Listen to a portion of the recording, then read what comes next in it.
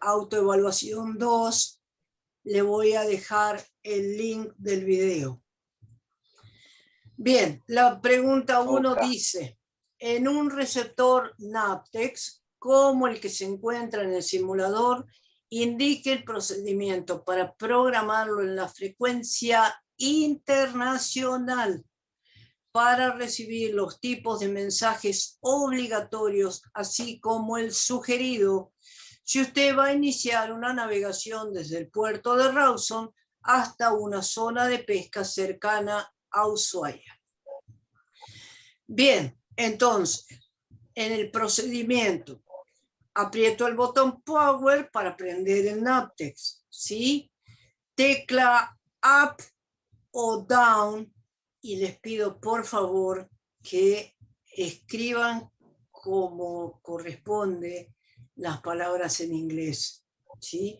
Son alumnos de la carrera de piloto de pesca, tienen un secundario completo, con lo cual en algún momento dado de sus vidas han visto inglés.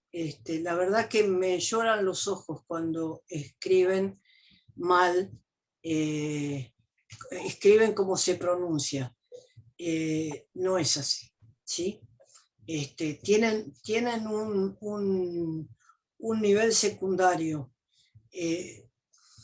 Yo se los podría llegar a perdonar a aquellos que tienen el primario en otras épocas, pero a ustedes que tienen el secundario no. Yo ya hablé con la profesora Mendiguren, le pasé capturas de pantalla y bueno, me dijo que iba a trabajar con ustedes sobre esos temas. Bien, volvemos. Entonces, apretamos el botón Power para prenderlo. Con la tecla Up o con la tecla Down, seleccionamos el receptor A, ¿sí? Una vez que estamos en el receptor A, apretamos el botón Setup 3 veces para seleccionar las estaciones. ¿Qué estaciones?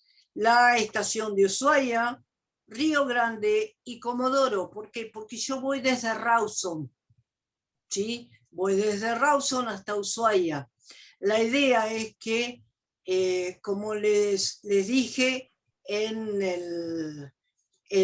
esa nota extensa que les puse en el campus, de nada me sirve que ustedes pongan todo y que dentro de ese todo esté lo que yo necesito que ustedes sepan, porque eso denota que evidentemente no saben. Entonces copian y pegan todo el párrafo total, dentro de todo eso está. Y pasó en varias autoevaluaciones y en varias preguntas. Por eso hice hincapié en eso. Entonces, ustedes tienen que entender que si van de Rawson a Ushuaia, el NAVTEX lo tienen que programar con las estaciones de la zona en donde ustedes van a estar. De nada sirve que pongan la estación de Buenos Aires, la de Mar del Plata o la de Bahía Blanca, ¿sí? Tienen que poner las estaciones que están dentro de la derrota que ustedes van a hacer. Entonces, ¿cuáles son? Mike, November, Oscar. Con la tecla Up, ¿sí? Dejamos esas tres, y con la tecla Down se borra el resto de las estaciones. Para finalizar en la programación de las estaciones con la tecla Finish, y el mismo proceso se hace para los tipos de mensajes. O sea, aprieto la tecla Finish, aprieto Setup 3 veces, y ¿qué selecciono? Selecciono los mensajes obligatorios, que son Alfa, Bravo, Delta y Lima, y el sugerido, que es el Zulu. Para finalizar, aprieto la tecla Finish, y con eso dejamos programado el receptor NAVTEX para la frecuencia internacional de 518 kHz. No sé por qué algunos empezaron con la frecuencia internacional y después programaron la nacional. No, la que yo quiero que ustedes programen es la frecuencia internacional, la de 518 kHz, que en el receptor NAVTEX del simulador está como receptor A. ¿Alguna duda? ¿No? Bien, seguimos. Profe, Sí, te escucho. yo, aparte de poner los mensajes que son obligatorios, por ejemplo, el A, B, D, L, Sí. eh, elijo aparte el C, E, F. Yo puse porque es el reporte meteorológico y reporte de hielo, creo que es de la zona. Ahí tendría que ver lo que dice en la 518 y en la 490, creo que es la nuestra. Claro, Bueno, pero y ahí cada letra dice. bien, pero la idea es que ustedes hagan lo que yo les pido, ¿sí? Ajá. Posiblemente si vos vas en invierno a Ushuaia, es lógico que programes el reporte de hielos, ¿sí? Pero la idea es que ustedes hagan lo que yo les pido, ¿sí? Está bien. Es de la única forma que yo puedo entender si realmente entendieron o no lo que se les pide, ¿sí? Porque vos me decís, sí, está bien, el C es el reporte de hielos, pero yo no te lo pedí, Sí, ¿sí? no, Y en la tiene razón, frecuencia, tiene razón. ustedes me pueden decir, bueno, pero la frecuencia internacional es en inglés, yo prefiero la nacional, bueno, está bien, pero yo te tiro una consigna y lo que necesito es que vos respondas a esa consigna, ¿sí? No con lo que vos crees que eso está fantástico para cuando vos estés a cargo del barco, ¿sí? Pero yo en estos casos lo que yo necesito es que respondas a la consigna que yo te doy, ¿sí? Bueno, Profe, gracias. claro, yo por ejemplo el procedimiento lo hice bien, que usted me dijo, me corrigió, pero en la consigna, como yo vi que iba de Rawson a Ushuaia, puse la nacional la interpreté por ese lado, por eso no la hice por la frecuencia internacional. Eso fue mi error, pero el procedimiento lo había hecho bien. Claro, claro. Pero por eso les digo, sigan la consigna que yo les doy, ¿sí? Porque de esa forma yo puedo corregir parejo para todos y no tratando de ver, esperen que yo sigo admitiendo gente, tratando de ver cuál es el criterio que utilizó cada uno, ¿sí? Que no está mal, pero no es lo que yo les pedí, Está bien, ¿sí? se entiende, profe, ahora Se Bien, entiende, profe. Está bien, está bien. bárbaro. El punto número 2, ¿sí? Hubo alguno que confundió y puso el mismo procedimiento del receptor EGC en el NAPTEX. Por eso a veces les aclaro y les digo, no confundan el receptor NAPTEX con el EGC. Si bien los dos reciben información de seguridad marítima, la programación no es la misma, ¿sí? Bien, entonces, minimizo para que ustedes puedan ver completo el punto 2. Y dice, usted se encuentra en un buque que irá a pescar a las costas que se encuentran frente a Portugal. Describa los pasos a seguir para preparar el receptor EGC para dicha navegación. Tenga en cuenta las navareas que abarca la navegación. Además, el módulo del Inmarsat-C se encuentra instalado en un computador a bordo asociado con la carta electrónica donde tiene hecha la derrota del viaje. Además, en este viaje no hace falta hacerle un seguimiento especial a alguna posición geográfica en particular y en la opción Type of Messenger especifique cuáles descarta. Bien, en esa consigna tienen varias cosas. Tienen que van a Portugal y obviamente, como casi todos lo pusieron bien, las navareas que abarca la derrota desde Argentina hasta Portugal son las navareas 6, la 5 y la 2.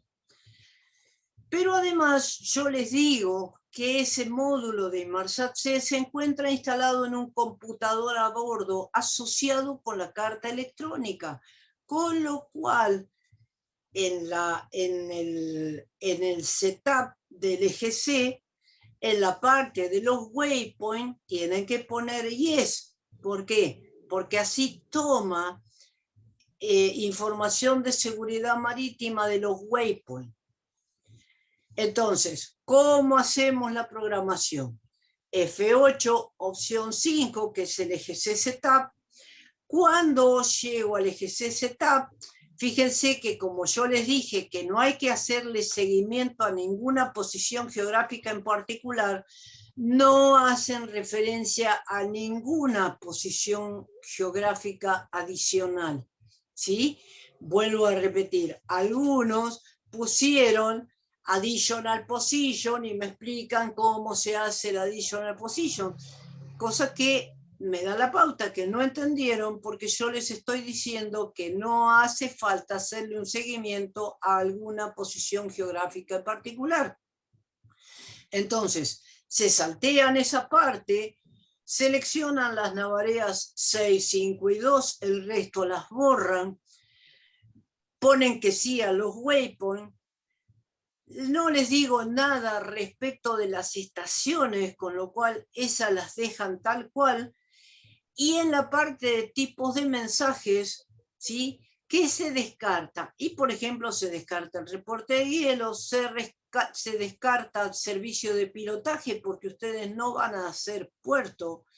Se descartan los mensajes de calor a ni omega porque son de viejos sistemas de navegación y ustedes están teniendo una carta electrónica. Una vez seleccionado eso, aprietan la tecla escape, les aparece el cartelito del update, eligen yes y se termina, ¿sí?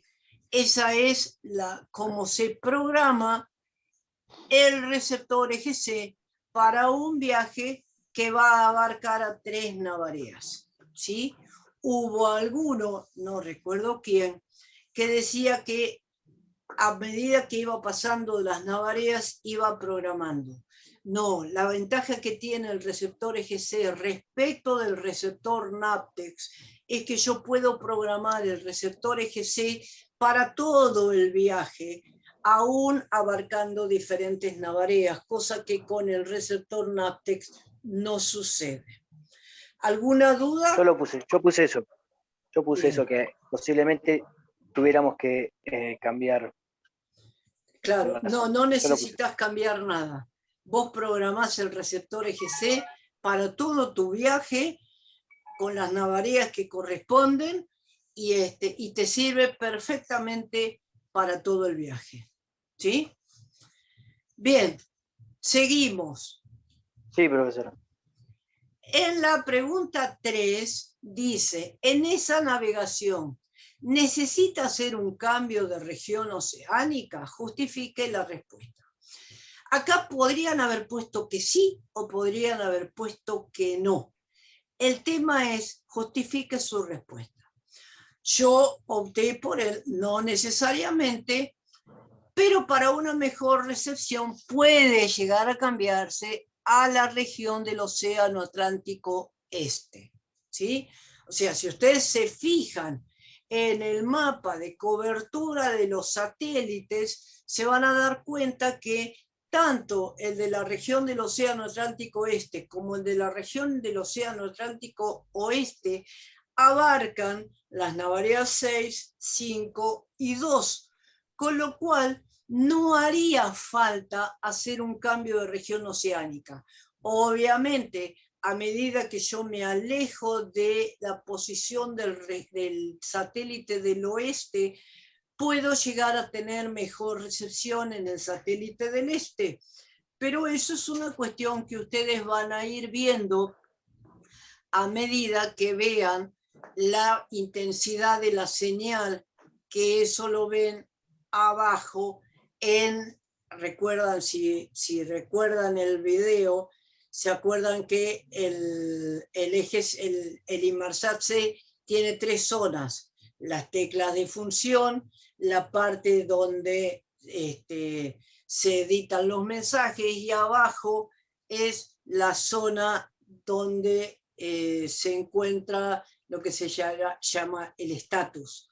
Bien, a medida que ustedes se van alejando del satélite del oeste, la señal puede ir disminuyendo, con lo cual quizás sea necesario hacer un cambio de región oceánica. Por eso, Profe, de alguna forma o de otra, estaba bien. El tema era que justificaran cuál era su respuesta. Sí, escucho.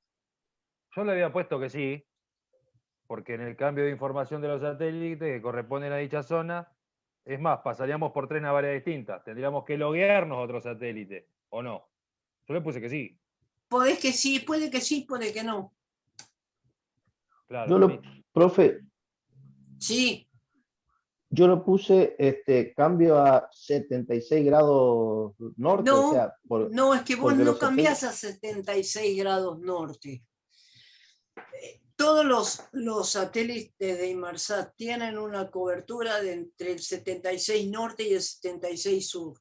Lo que vos cambiás es de satélite, cambiás de región oceánica, ¿sí? No cambiás a 76 norte, vos no podés cambiar a 76 norte. Vos cambiás al satélite del este o al satélite del oeste, o al satélite, suponete que hicieras una navegación más larga, o al satélite del Pacífico o al satélite del Índico.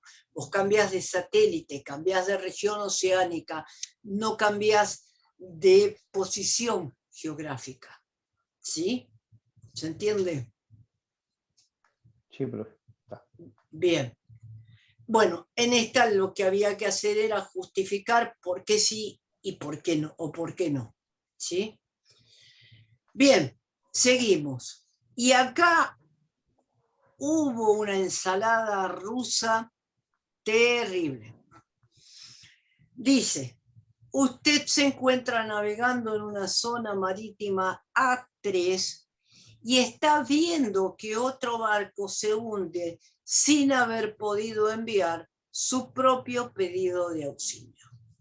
Usted envía la alerta apretando el botón distress de su Inmarsat C.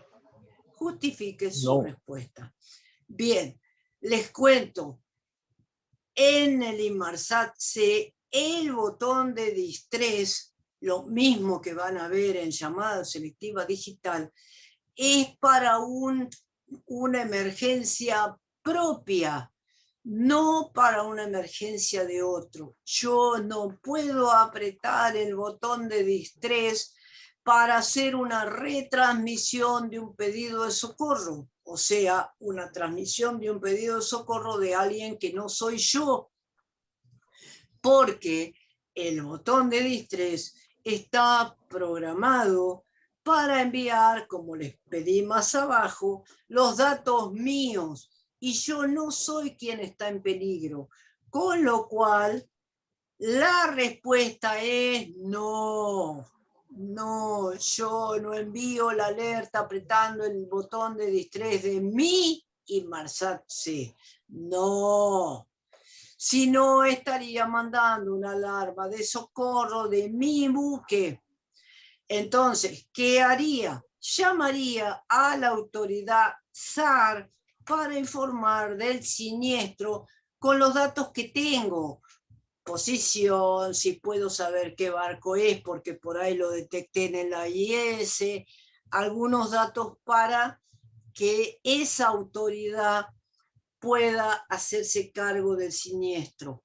Hubo alguno que puso que irían, le darían el acuse y irían. No, recuerden el criterio general del sistema, es saber alertar rápidamente a las autoridades SAR.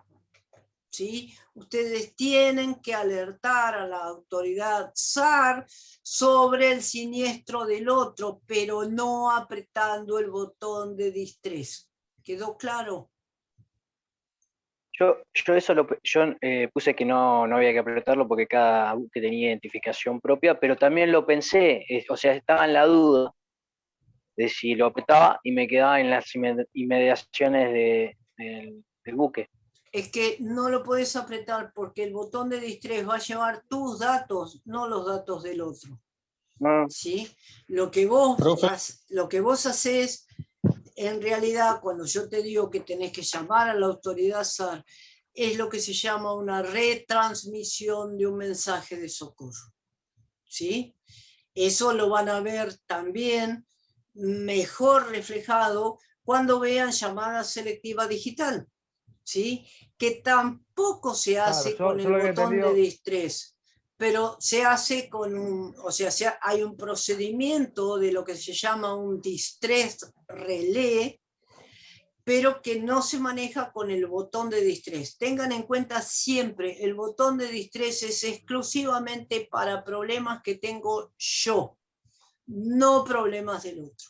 Cuando yo estoy viendo otro barco que se está hundiendo o que tiene problemas, yo aviso a la autoridad SAR, ¿sí? Algunos pusieron le aviso a prefectura.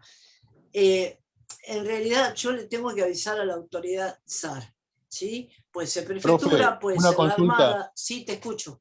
A la ley. Flores Mauricio le habla. ¿Cómo aviso a esa autoridad SAR? ¿Qué utilizo? Y podés utilizar el BLU. ¿Sí? Podés utilizar el BLU. ¿Cuál sería la frecuencia? ¿Cuál sería el día? Y la frecuencia de socorro, tenés 2182, tenés 4125. ¿Sí? Después vas a descubrir en esta, en llamada selectiva digital, que tenés otras frecuencias, otro procedimiento para hacer un distress relé. Tenés digamos, una serie de frecuencias, y si no, cuando podamos ver cómo se mandan los mensajes a través de Inmarsat-C, podés avisar también con lo que se llama un mensaje complementario al distress, que se puede usar también como distress relé, avisando a la autoridad SAR de la LES que está asociada. Tenés un montón de posibilidades sin apretar el botón de distress. No se les ocurra nunca usar el botón de distress para una emergencia que no es la mía. ¿Sí? Claro, yo lo había tomado como que era una pregunta capciosa, porque me estaba hablando que al barco yo lo estaba viendo. Y digo, si yo estoy viendo al barco, voy y lo rescato yo, no llamo a nadie. No, digamos. es que, después digo, es comunicaciones, escribo algo. Es que justamente la idea es que entiendan el criterio general del sistema. Es alertar rápidamente a las autoridades SAR. ¿Sí? En el uso y costumbre, obviamente, ¿qué se hace? Se lo rescata, mientras tanto se llama a prefectura. ¿Sí? Ahora, vamos a la parte reglamentaria. La parte reglamentaria es que vos tenés que avisar a la autoridad SAR, más allá que vayas y te quedes en la zona, porque obviamente la autoridad SAR, ¿qué va a decir? Perfecto, usted está cerca, bueno, vaya, mientras preparan digamos, un helicóptero o lo que sea que tengan que preparar. ¿Sí? Buenísimo. Pero tienen que entender que tienen que avisar a la autoridad SAR. Ya no se pueden manejar por ustedes mismos. ¿Sí? Tienen que avisar a la autoridad SAR, y obviamente desde el momento en que avisan a la autoridad SAR quedan a disposición para iniciar el rescate. Pero la autoridad SAR tiene que ser informada. ¿Sí? Buenísimo. Bien, seguimos. La pregunta 5, casi todos la respondieron bien, hubo otros que dijeron, bueno, cuando sea, cuando prendo el equipo. No.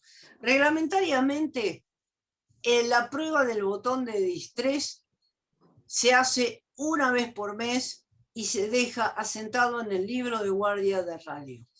tengan en cuenta que todos los equipos del Sistema Mundial de Socorro y Seguridad Marítima necesitan ser testeados una vez por mes. Y ese testeo se debe dejar asentado en el libro de guardia de radio. ¿Y de qué estoy hablando? Estoy hablando de, como van a ver, el VHF con llamada selectiva digital, el BLU con llamada selectiva digital. Si tengo el Inmarsat C, hago la prueba del botón de distrés. Si tengo un FLIT 77, hago el testeo del distrés. Si tengo un receptor automático de la alarma de 2182, hago el testeo. Si tengo la radiobaliza, hago el testeo. Tengo 1, 2, 3 respondedores de radar, hago el testeo. Tengo que hacer el testeo de todos los equipos una vez por mes y dejar asentado el resultado en el libro de guardia de radio. Profe. Sí. ¿Esos 30 días se tomarían como los 30 días navegados, o si es que estamos en puerto y salimos a navegar? No, obviamente en navegación. Obviamente en navegación. Los 30 días son en navegación. En navegación, sí, si estoy navegando. Si pasa como los poteros que se quedan 6 meses claro. En puerto, no. Por eso he consultado. No, son mientras estamos navegando. Obviamente, como precaución, cuando vos estás, ponele 6 meses el barco parado, antes de iniciar la navegación, pero no el mismo día, unos días antes, vas y haces la prueba de todo. ¿Por qué? Porque si algo falla, todavía tenés al servicio técnico que te lo puede arreglar. ¿Sí? Pero bueno, se supone que es una vez por mes. ¿Sí? Una vez por mes estando navegando. Bien, seguimos. Y dice, describa la ruta que hace una alerta de socorro enviada a través de un equipo Inmarsat C. Y entonces dice, ¿qué datos envía el equipo? El número de Inmarsat del buque, posición y hora, naturaleza del siniestro. ¿Quién recibe esa alerta? La estación controladora de la red o el centro coordinador de rescate. Eso lo habrán visto en el módulo. ¿Quién envía el acuse de recibo? El centro coordinador de rescate. ¿Quién o quiénes reciben ese acuse de recibo? El buque siniestrado y los buques que se encuentran dentro de un cierto rango de distancia. ¿Sí? Algunos pusieron los buques que se encuentran dentro de un cierto rango de distancia y se olvidaron del buque siniestrado. ¿Sí? Otros interpretaron mal y pusieron otra cosa. En realidad, esto es lo que corresponde. ¿Sí? Surge de la lectura del módulo. Bien. Seguimos.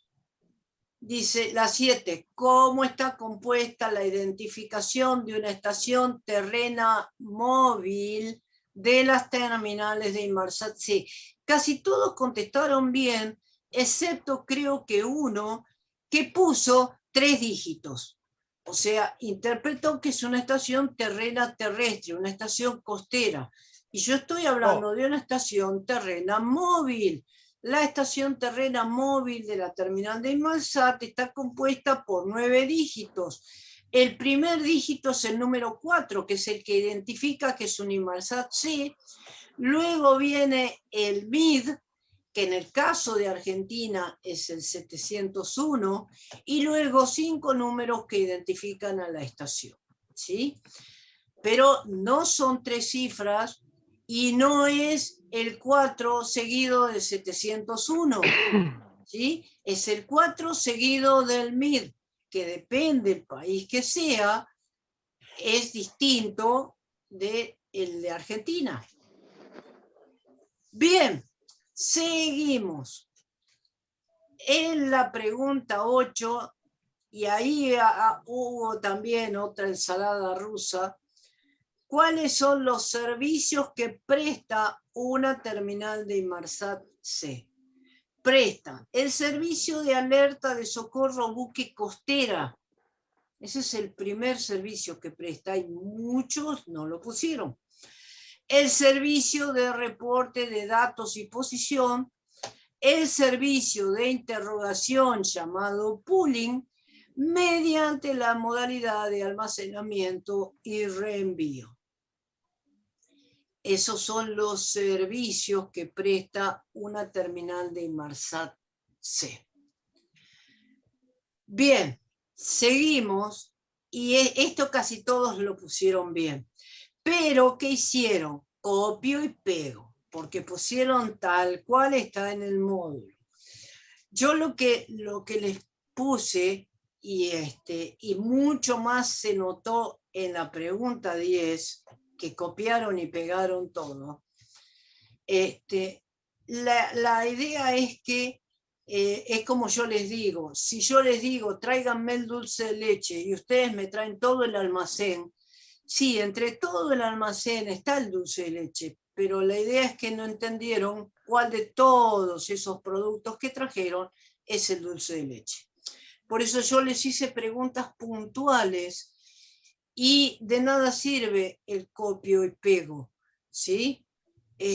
Porque no interpretan, entonces lo que leen, dicen, Inmarsat C, clase 0, listo, le copio todo esto, total, adentro de todo esto está lo que ella quiere.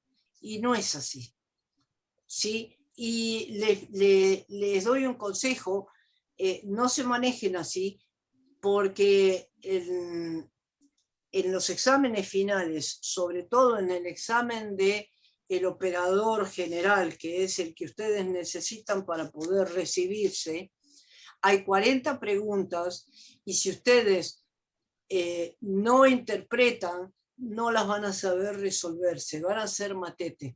Tienen que aprender a detectar de todo ese párrafo que es lo que yo les pido, ¿sí?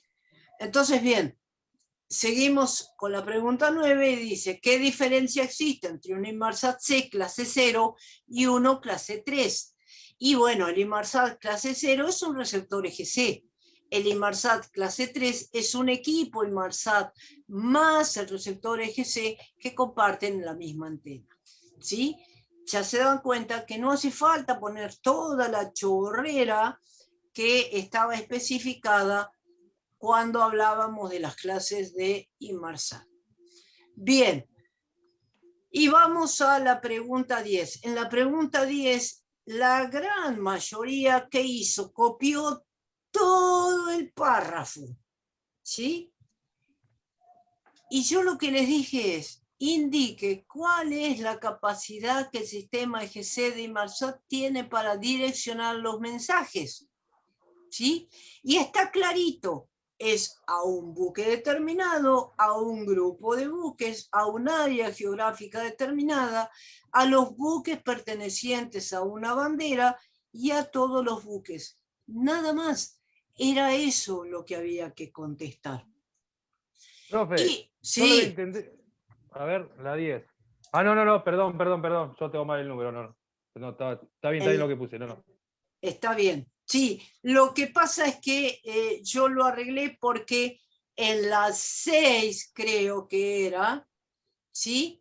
Acá me apareció un 7 y después se fue todo para abajo. En realidad ese 7 no indicaba nada. Por eso por ahí tienen cambiado los números. Bien.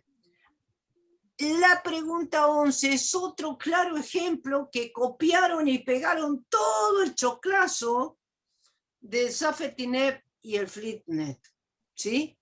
Sin discriminar que parte de esto, parte de lo que ustedes copiaron en la pregunta 11, venía en la pregunta 12.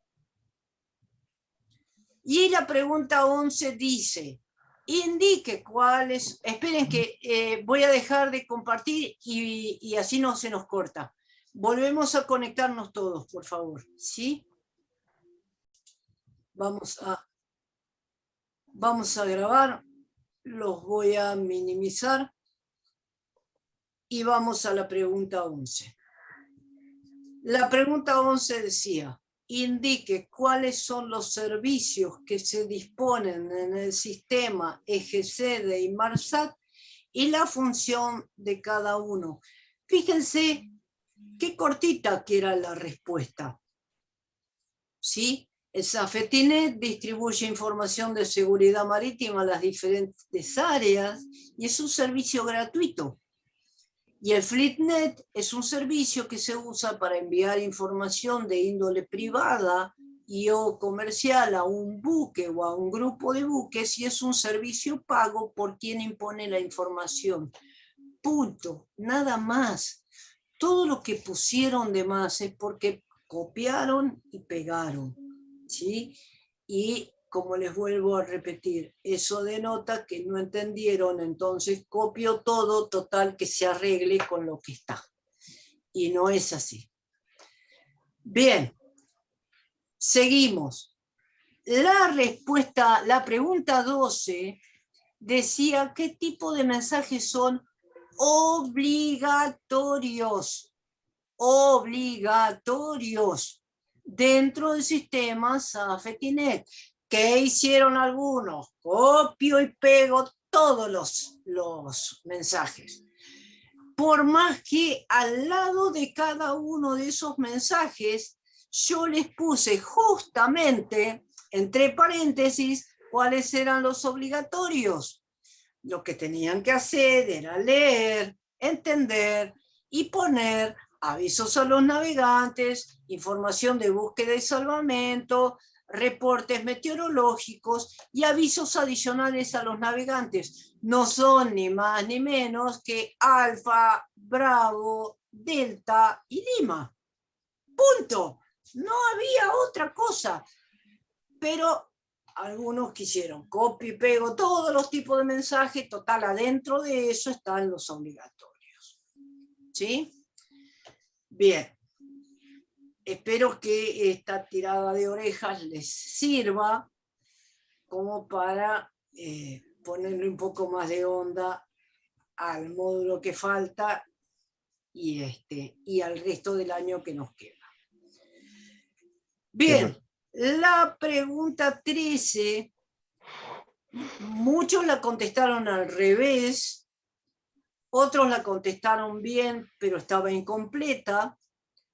La idea es que cuando leyeran el sistema de posicionamiento de buques pesqueros, decía, en el sistema de posicionamiento de buques pesqueros y de acuerdo a la última modificación, ¿qué buques están exceptuados de reportar cada 15 minutos?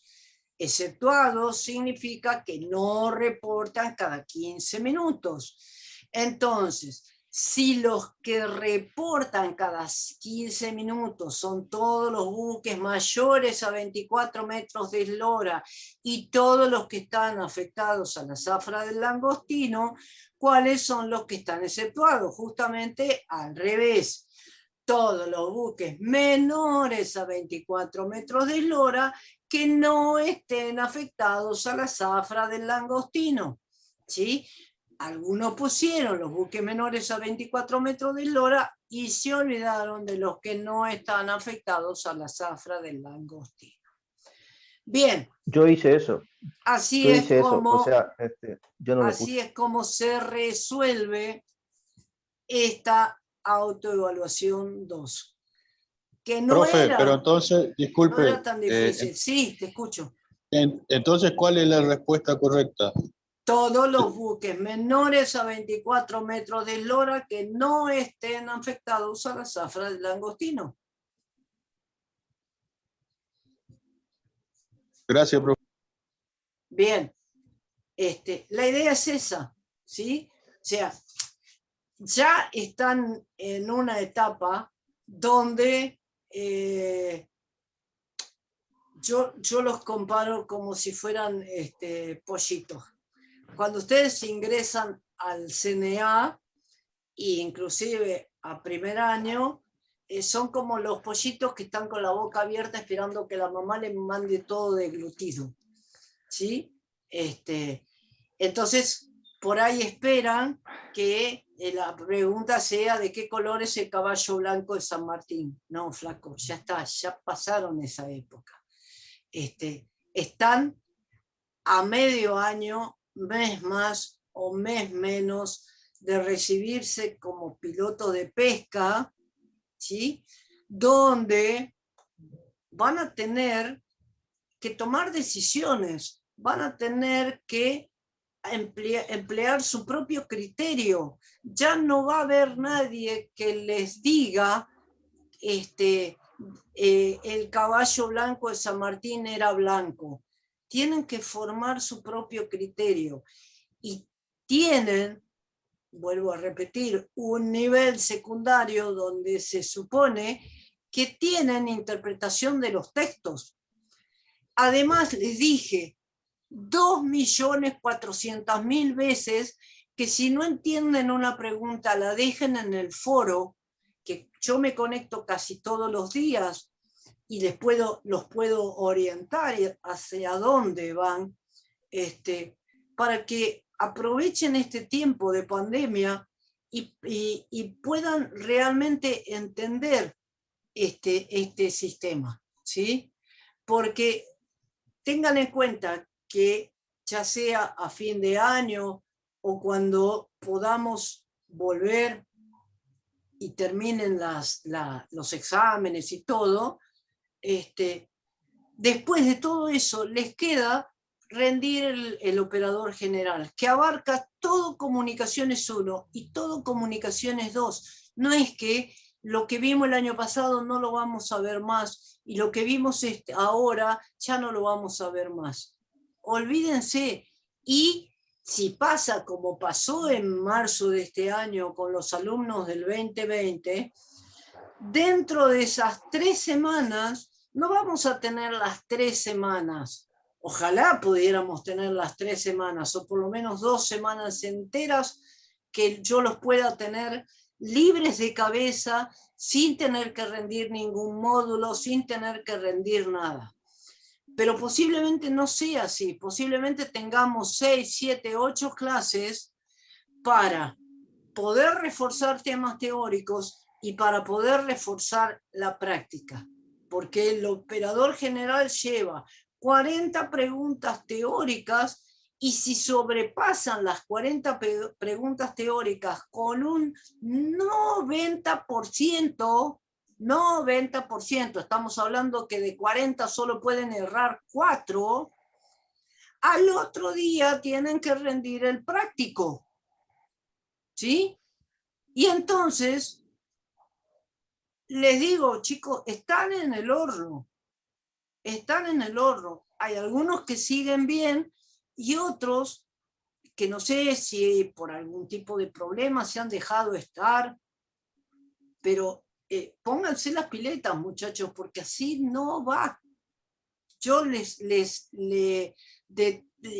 trato de no meter demasiada información, pero dentro de esa información saco preguntas puntuales. ¿Para qué? Para ver si entendieron.